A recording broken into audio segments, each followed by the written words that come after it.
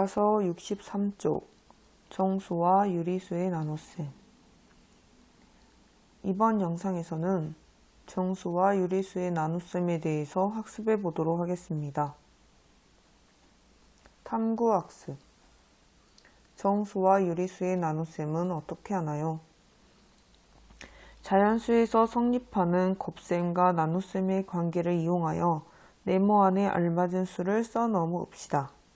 2 곱하기 3은 6을 끝에 있는 6에서 마지막에 곱했던 3을 나누면 처음 수 2가 나옵니다. 이 원리에 의해서 초등학교 때 나눗셈을 학습했습니다. 자연수 범위에서 배웠던 나눗셈을 정수의 범위에서의 나눗셈으로 확장시켜보면 플러스 2 곱하기 마이너스 3은 마이너스 6이다를 사용하여 마이너스 6 나누기 마지막에 곱했던 마이너스 3을 나눠주면 처음 수 무엇이 나올 것이다. 자연수에서 성립하는 곱셈과 나눗셈의 관계를 이용하면 네모 안에 알맞는 수는 무엇이 될까요? 그렇죠. 양의 정수 2, 즉 플러스 2가 됩니다. 정수의 곱셈을 이용하여 정수의 나눗셈을 오늘은 학습해 보도록 하겠습니다. 정수와 유리수의 나눗셈. 자연수에서 성립하는 곱셈과 나눗셈의 관계가 정수에도 성립됩니다. 이를 이용하여 다음과 같이 정수의 나눗셈을 할 수 있습니다.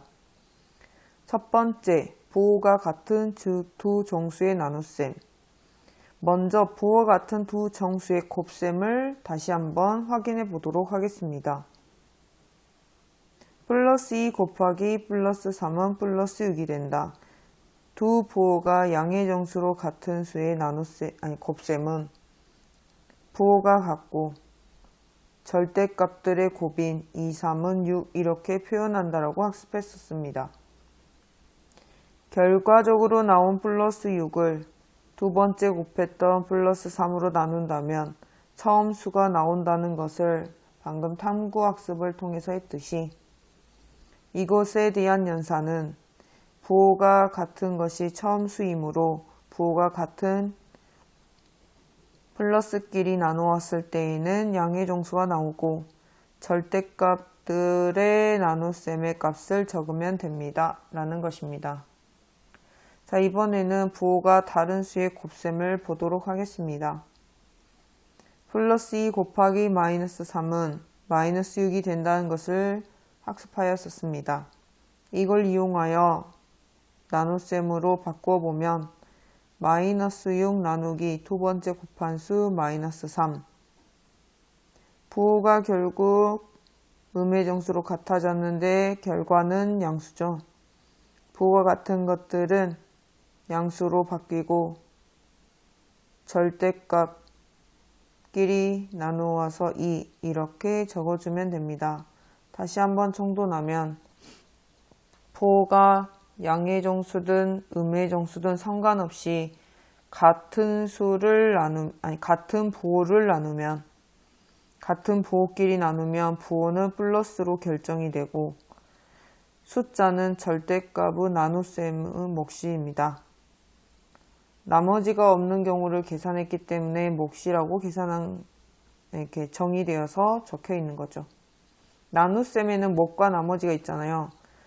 여기에선 나머지가 0인 것들만 계산했기 때문에 절대값은 나눗셈은 몫이라고 적혀져 있습니다. 두 번째, 부호가 다른 두 정수의 나눗셈. 먼저 마이너스 2 곱하기 마이너스 3이 플러스 6이 된다는 걸 알 수 있습니다. 곱셈에서 부호를 나타냈듯이 거꾸로 연산으로 나눗셈을 해보려고 합니다. 결과가 있는 플러스 6에서 두 번째 마이너스 3을 나누면 결국은 마이너스 2가 된다는 걸 알 수 있지만 부호가 양의 정수와 음의 정수를 나누는 것, 즉 부호가 다른 수의 나눗셈은 부호가 음수 마이너스가 되고 절대값끼리 나누면 2가 되죠. 마이너스 2 곱하기 플러스 3은 마이너스 6인데 마이너스 6 여기 끝에 나온 결론 마이너스 6에서 두 번째 곱했던 플러스 3을 나누면 처음 수가 나온다고 했습니다. 그렇다면 부호를 확인해 봤더니 둘이 다르네요. 다른 것이 마이너스 값으로 부호가 결과가 나왔으므로 음수로 쓰고 절대값들의 나눗셈의 목 2 이렇게 적을 수 있습니다. 부호를 정돈하면 부호가 다른 플러스 마이너스 마이너스 플러스 물론 바뀌어도 상관없잖아요. 이것들을 부호가 다른 것들을 나눌 때는 부호가 음수로 결정이 되고 절대값의 나눗셈의 몫을 적어주시면 됩니다. 따라서 부호가 같은 두 정수의 나눗셈의 몫은 두 정수의 절대값의 나눗셈의 몫에 무엇을 붙인다.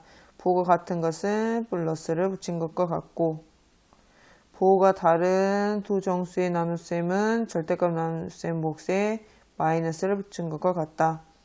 간단히 말하면 부호가 같은 두 정수의 나눗셈은 부호가 플러스, 부호가 다른 것은 부호가 마이너스입니다. 라고 이해하시면 될 것 같습니다.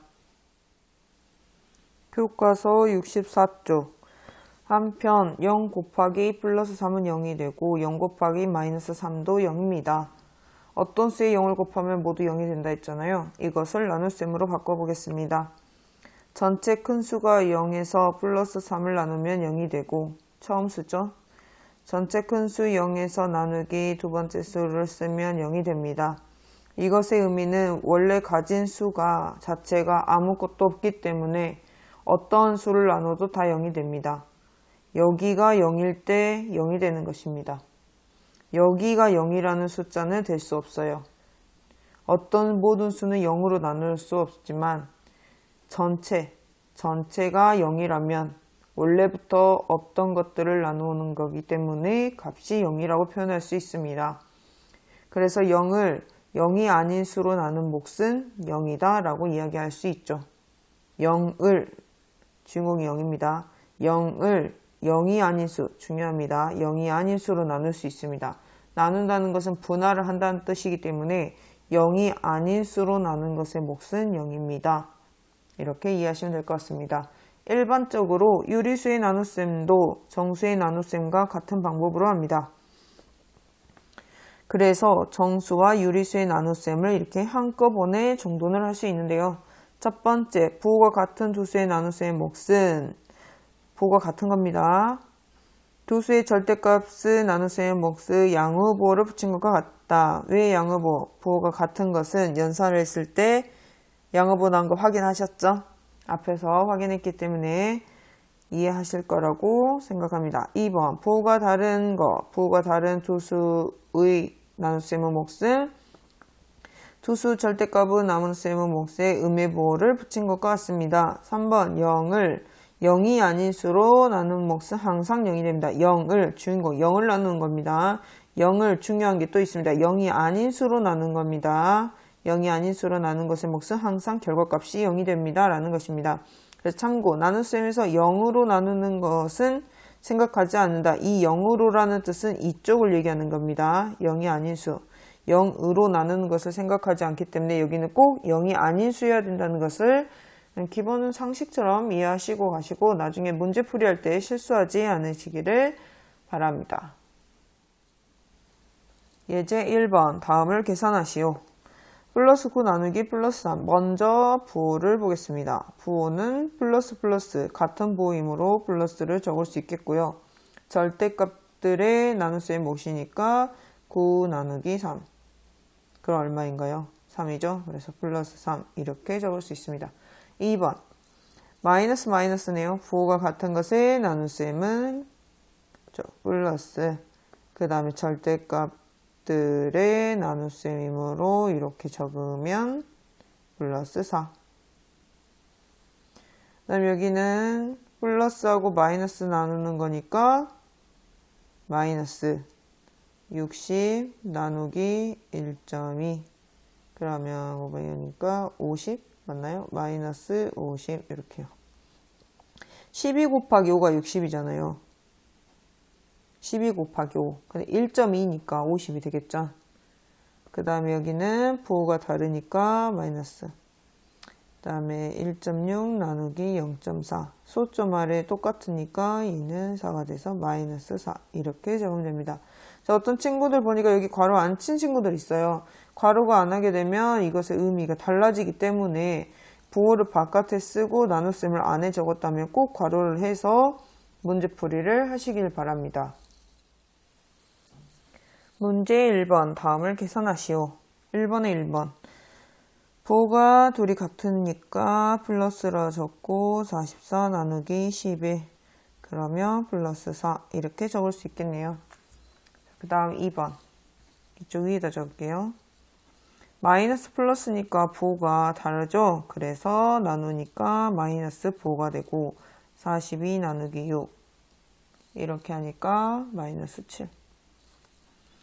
3번 부호가 다르니까 마이너스에 64 나누기 1.6 얘는 계산하면 1.6 곱하기 4가 아니 16 곱하기 4가 64잖아요. 근데 여긴 점이 있으니까 당연히 0이 하나 더 붙겠죠. 그래서 마이너스 40.